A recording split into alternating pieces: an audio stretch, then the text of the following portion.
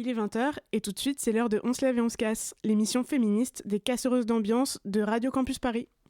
Dear fellow feminists, I'm here for all of the witches. pourquoi le féminisme? Nous les hommes, on n'ose plus rien faire, on ne veut plus rien dire. Les femmes sont conditionnées à servir les autres et à ne pas s'occuper d'elles-mêmes. Ah, je t'avais dit, elles en veulent au mec. Le féminisme a donné aux femmes dès qu'elles pouvaient avoir droit au bonheur. On est dans un pays où un violeur sur 100 est condamné. Il y a un problème avec monsieur? Non, y a pas de problème. Nous aussi, on se lève et on se barre. Pas du clito. Le chemin est long en tant que femme noire, en tant que femme grosse. Bim, c'est encore la faute du patriarcat. Encore une fois, c'est pas de la libération de la parole, c'est de la libération de l'écoute. Il y a une violence systémique qui est faite aux femmes.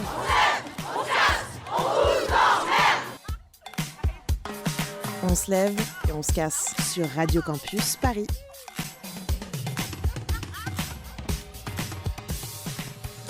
Bonsoir à toutes et à tous, salut Mao. Salut Pauline. Bienvenue tout le monde dans notre émission, on est content de vous retrouver pour ce nouvel épisode. Ce soir on va parler d'émancipation trans et de féminisme, et donc de transféminisme. Le transféminisme ne serait-il pas à l'avant-garde des luttes féministes, ce qui ferait aussi du transféminisme la première cible du backlash anti-féministe? Voilà les grandes questions qu'on va se poser avec nos deux invités. Thelma Desta, bonjour. Bonjour. Vous êtes journaliste et militante féministe trans, vous avez notamment publié Désiré à tout prix chez Binge Audio Édition et vous venez tout juste de sortir un nouvel ouvrage le 7 avril intitulé La fin des monstres aux éditions La Déferlante. Notre deuxième invité c'est Daisy Le Tourneur, bonjour. Bonjour. Vous êtes militante féministe trans et lesbienne, membre du collectif Toutes des femmes et vous avez aussi publié en 2022 votre essai On ne n'est pas mec, petit traité féministe sur les masculinités aux éditions La Découverte. On se lève et on se casse sur Radio Campus Paris. Commençons cette émission avec un état des lieux, celui que l'association des journalistes LGBTI+, vient de sortir sur la représentation des personnes trans dans les médias en France. Le traitement médiatique a été étudié entre août et novembre 2022. On en tire plusieurs enseignements. On va commencer par le positif. L'AJL constate une certaine conscientisation des journalistes autour des problématiques trans. L'usage du dead name, notamment, tend à se raréfier. Les personnes trans apparaissent aussi dans les médias pour parler d'autre chose que de transidentité. Bonne nouvelle. Vous, est-ce que, en tant que militant et militante, qu'est-ce que vous percevez du traitement médiatique de la transidentité ? J'ai l'impression qu'effectivement, il y a un certain nombre de choses qui s'améliorent, notamment par l'usage du dead name qui tend à disparaître, le dead name étant, on le rappelle, le prénom de la personne avant sa transition.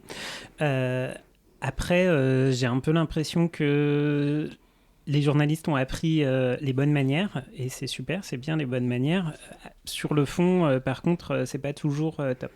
Par exemple Par exemple, en fait, on voit qu'il y a beaucoup de fétichisation, beaucoup de questions intrusives. On reste beaucoup questionné sur nos parcours, davantage que sur nos expertises. Et puis, évidemment, il y a tout le backlash anti-trans qu'on voit de plus en plus émerger dans les publications réac. Thelma Desta, vous, qu'est-ce que vous en avez tiré ? Oui, effectivement, les résultats de l'étude montrent que sur la moitié à peu près des contenus analysés, on est sur un traitement plutôt positif des transidentités, ce qui n'était probablement pas le cas jusque-là. Après, effectivement, il y a aussi l'autre moitié du coup qui est extrêmement mal traitée, dont un quart des contenus qui sont anti-trans. Donc il faut quand même le relever, je pense. Et moi, ce que j'ajouterais, c'est que j'ai l'impression que c'est un résultat direct de la survisibilité des sujets trans ces dernières années, où forcément, parce qu'on en parle plus, on en parle mieux sur certains plans par ailleurs, mais aussi bien mal sur d'autres. Donc typiquement, ça va être, sur la question du dead name, on s'améliore, mais certains autres sujets vont être complètement montés en épingle dans la presse notamment, qui va instrumentaliser des thématiques très précises comme l'accès des femmes trans aux compétitions sportives, comme les transitions, comme l'accès aux soins des mineurs. Enfin bref, ça va être surtout une espèce de concentration des paniques morales autour de certains sujets spécifiques. Et justement, ces paniques morales, c'est ce que remarque l'AJL, c'est que, presque paradoxalement, mais c'est pas vraiment paradoxal, on va le voir, les médias qui parlent le plus des problématiques trans, c'est plutôt des médias réactionnaires. Est-ce que vous pouvez nous expliquer ?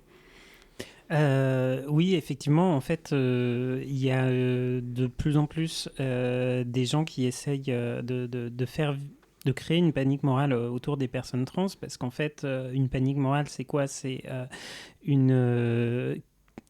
une panique qui prend des proportions disproportionnées autour d'un problème qui soit n'en est pas un, soit est très mineur. Et dans le cas des personnes trans, on voit des personnes qui, depuis des années, en fait, essayent de faire monter la mayonnaise, en quelque sorte, de dire partout que les personnes trans sont un très grave danger, alors qu'on représente un tout petit pourcentage de la population. Et en fait, et de dire aussi on ne peut pas allumer la télé, on ne peut pas ouvrir un journal sans entendre parler des personnes trans, sauf qu'en fait, c'est vous qui en parlez. Oui, effectivement, dans le rapport de l'AJL, le podium gagnant, enfin perdant selon ma perspective, mais sur le traitement des sujets trans, ça va être le Figaro, Marianne et l'Express, donc qui sont des journaux réactionnaires et effectivement qui parlent extrêmement souvent de ces sujets. Typiquement, le Figaro, on est sur 70 articles qui ont été analysés dans l'étude, donc c'est une très grosse proportion des contenus analysés, donc il y a une obsession complète par rapport au parcours trans et je trouve ça assez intéressant aussi parce que les sujets du coup qui sont instrumentalisés, qui sont montés en épingle comme Daisy le disait, ça tourne en effet très souvent autour des enfants, c'est ce qui ressort de l'étude et ça vient dire quelque chose, ça vient bien dire que c'est une stratégie du bouc émissaire qui s'applique parce que qui est contre la protection des enfants ? Évidemment, si ce qu'on revendique c'est de protéger les mineurs, il me semble que personne n'est contre cet objectif-là, donc je trouve ça du coup intéressant à analyser comme simplement une espèce d'écran de fumée réactionnaire et comme une instrumentalisation au sens où on parle des sujets trans, mais au fond c'est pas de parler de ces parcours-là qui compte, c'est simplement de se positionner dans un débat, dans la guerre culturelle qui permet d'altériser les personnes trans et de rappeler le caractère fondamental de la naturalité du genre, de la division sexuelle, etc. Oui, justement, c'est la raison aussi pour laquelle on voulait parler de ce rapport pour introduire l'émission, parce qu'on se dit que ça peut permettre de tirer des fils. C'est assez représentatif de ces questions-là, de ce qui se fait sur ces questions-là de manière générale actuellement. Et donc, cette émission, on l'a construite autour de la notion de transféminisme. Est-ce que vous pouvez nous dire, pour vous, chacun et chacune, ce que c'est le transféminisme, Daisy ? Oui, en fait, le transféminisme, à la base, c'est tout simplement la rencontre entre les luttes trans et les luttes féministes. On se rend compte, en fait, en réfléchissant un tout petit peu assez vite que ce sont deux luttes qui ont beaucoup de choses à se dire, beaucoup de points communs, beaucoup d'ennemis communs aussi. Et donc le transféminisme, en fait, pour moi, c'est presque une évidence que les deux vont main dans la main. Après, dans un sens un peu plus large, il y a un certain nombre de théoriciens, théoriciennes qui vont aussi pointer les spécificités de ce transféminisme. Qu'est-ce que ça fait émerger en fait dans les réflexions féministes classiques, par exemple. C'est en fait en lien avec la théorie queer. On commence à se demander qu'est-ce que ça veut dire qu'être un homme, qu'être une femme. Est-ce que finalement, au-delà de simplement demander davantage d'égalité entre les hommes et les femmes, comme si c'était des catégories immuables, on va poser la question de qu'est-ce que c'est un homme, qu'est-ce que c'est une femme, est-ce que ces appellations-là sont naturelles et tombées du ciel, ou est-ce que c'est quelque chose qu'on construit, et la réponse transféministe va plutôt pencher vers la deuxième option. Mais franchement, j'ai rien de plus à rajouter à cette très bonne définition, mais je trouve que c'est aussi important effectivement de rappeler que, on nous oppose souvent le fait qu'il y aurait les luttes trans d'un côté, les luttes féministes de l'autre, et que traitez vos petits sujets de trans, et puis nous on s'occupe du féminisme, quoi. Il y a un peu ce type de discours-là de la part des militantes anti-trans, mais pas que. Et je pense que c'est important de rappeler que justement les luttes trans autant que les luttes féministes, et du coup autant que les luttes transféministes visent le même objet, c'est-à-dire refuser les assignations sociales, les rôles qu'on veut nous attribuer. Et une division sexuelle qui fait souffrir beaucoup de gens. Donc je trouve ça, surtout dans ce contexte, encore une fois, médiatique, hyper délétère pour les personnes trans, rappeler peut-être ce fondamental-là.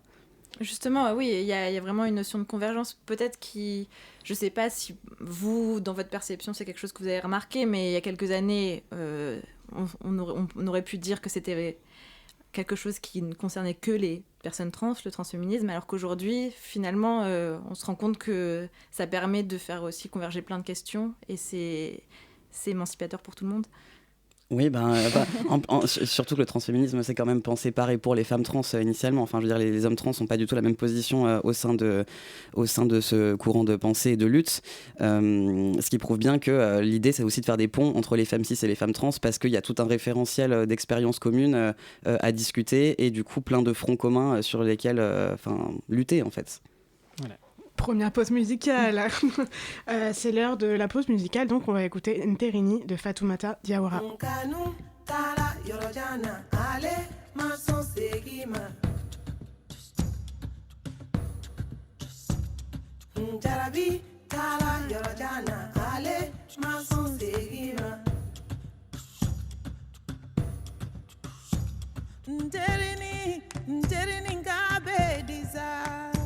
Ni jarabi mba fega nyalo nyala nterini ngabe disa ne kanu I want to know.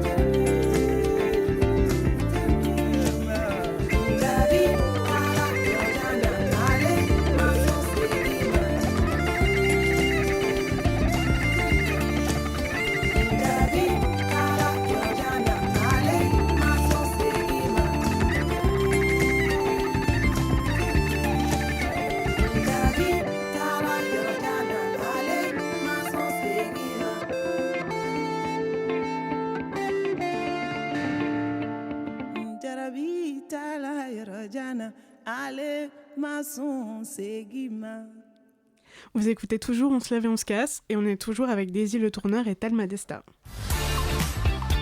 On se lève et on se casse sur Radio Campus Paris.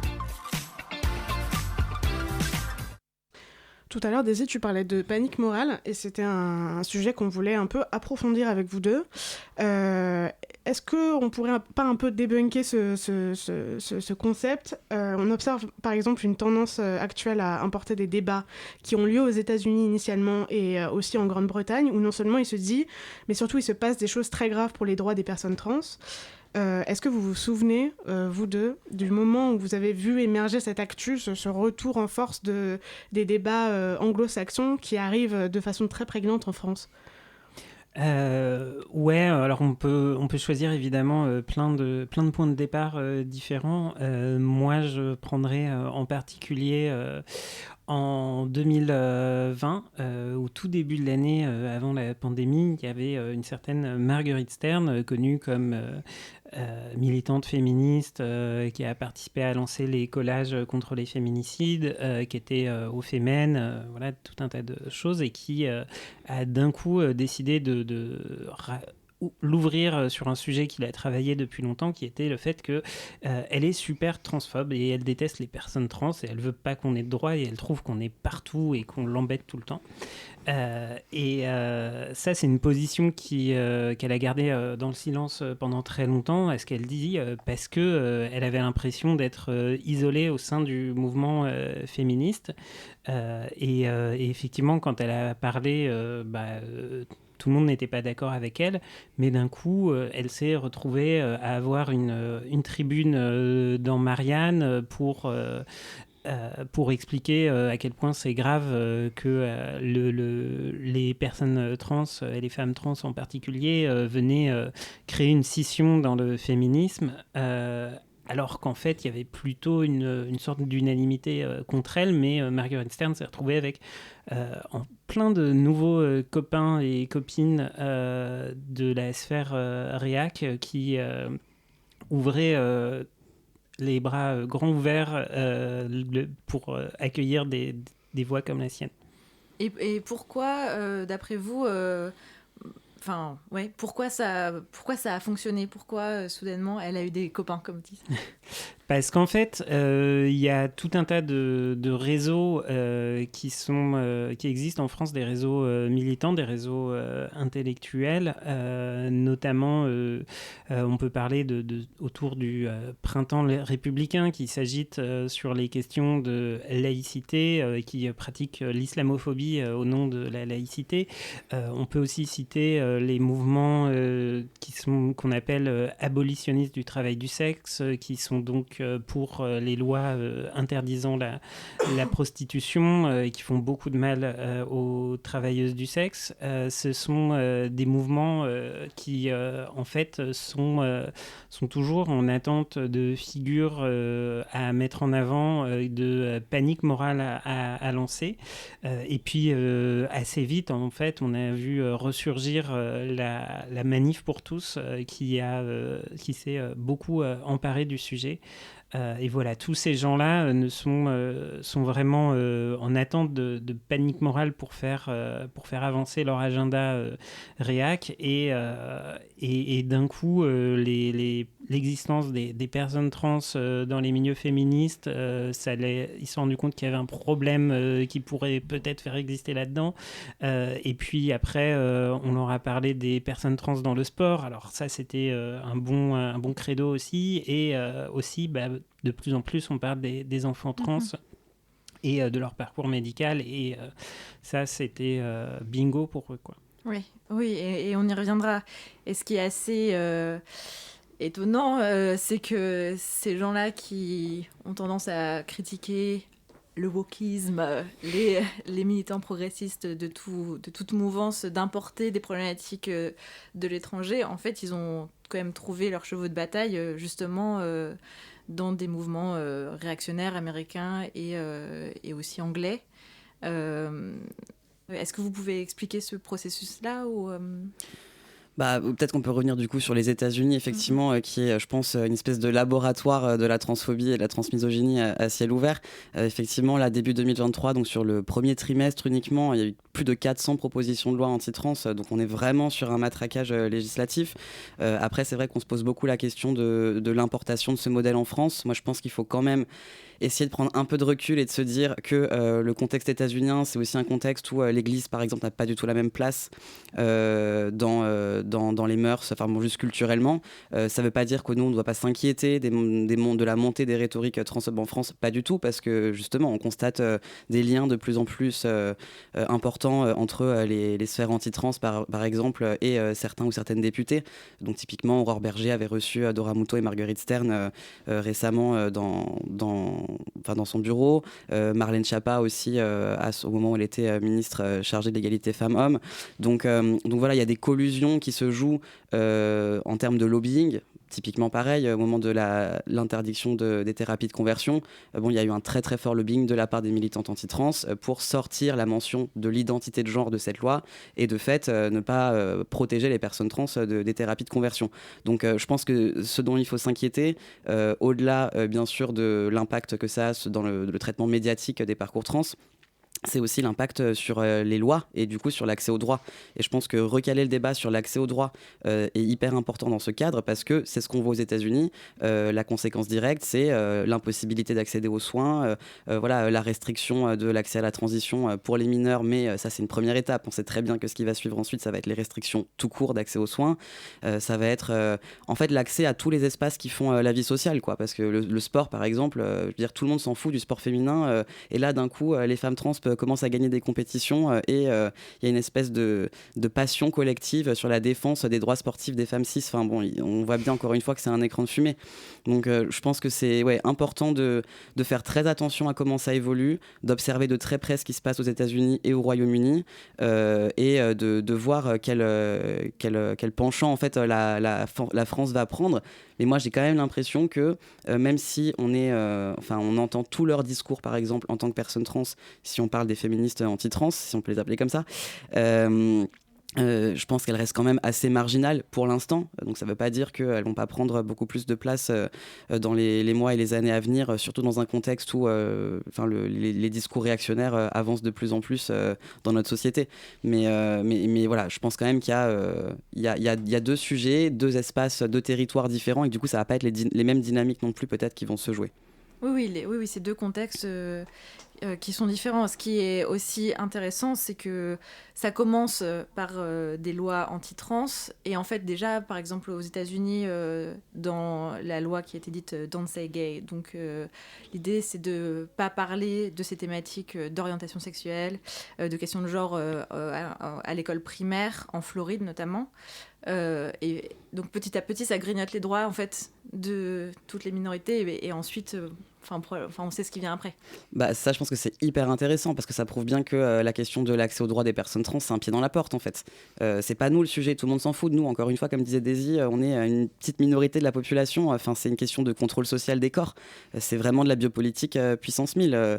Typiquement je prends par exemple une loi qui est censée protéger les droits sportifs des petites filles cis, donc une loi qui est passée par la Chambre des représentants de l'Ohio en 2022 et qui du coup pour pouvoir vérifier que la petite fille qui participe est bien une petite fille cis, on autorise l'examen de ses parties génitales de la part d'adultes en fait. Donc je veux dire, au nom de la défense des droits des femmes cis soi-disant, on en vient à attaquer le corps des enfants, on en vient à tirer le débat sur d'autres sujets comme l'IVG, en fait ça charrie tout un ensemble de mesures où j'ai l'impression que ça vient décaler la fenêtre d'Overton où on commence par les trans parce qu'en fait les trans tout le monde s'en fout et que personne va se mobiliser collectivement à large échelle pour défendre nos droits et puis ensuite le pied dans la porte on avance sur d'autres sujets, sur des sujets LGBT de manière plus large et puis sur les droits des femmes dans leur population globale, etc.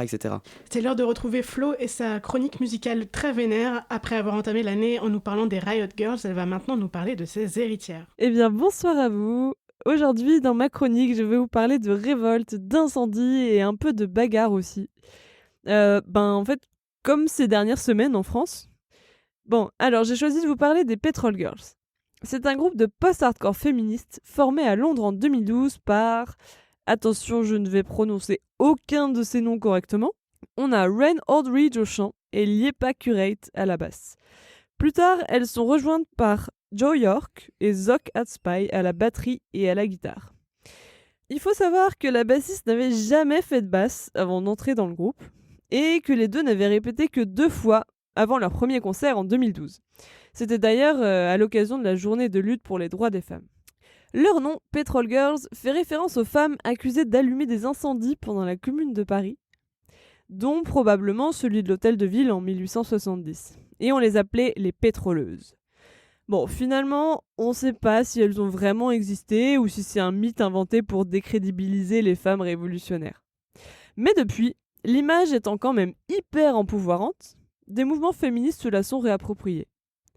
Et puis, le nom du groupe nous renvoie aussi vers les Riot Girls dont je vous avais parlé lors de ma première chronique. Vous savez, c'est ce mouvement musical féministe né dans les années 90 aux États-Unis qui veut mettre les femmes et les personnes queer sur le devant de la scène. Alors, sans vraiment d'ambiguïté, leurs textes sont féministes, anticapitalistes et assez radicaux. Ren Aldridge a un bon background de militante et ça se sent.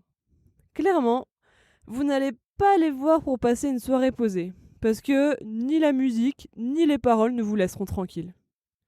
Leur premier album sort en 2016. Ça s'appelle Talk of Violence. Et on peut dire que la première chanson, False Peace, incite littéralement à la désobéissance civile.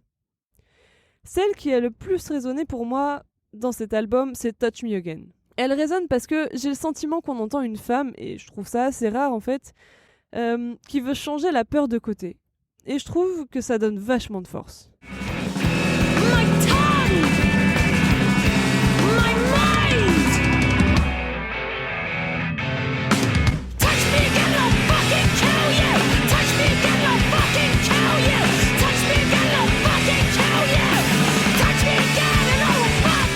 Quant à leur dernier album, il est sorti l'année dernière et un concert était prévu au Petit Bain à Paris. Malheureusement, il a été annulé pour des raisons de santé. Dans cet album, le message est toujours aussi clair, et principalement cette fois dirigé contre les religieux, l'État, la police. Mais surtout, il y a cette chanson hyper percutante qui s'appelle « Baby I had an abortion », donc vous l'aurez compris, « Bébé j'ai avorté », et dans laquelle Ren assume son avortement et le balance à la gueule des pro-vie, avec un air bien hardcore.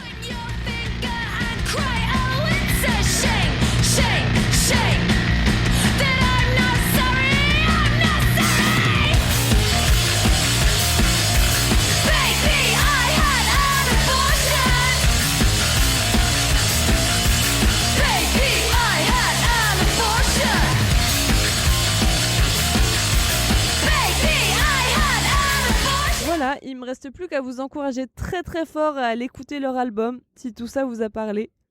Avant de partir en manif par exemple ? C'est juste une suggestion. Hein. Merci beaucoup Flo, c'est toujours l'heure de On se lave et on se casse. On est toujours avec Daisy le tourneur et Talma Desta.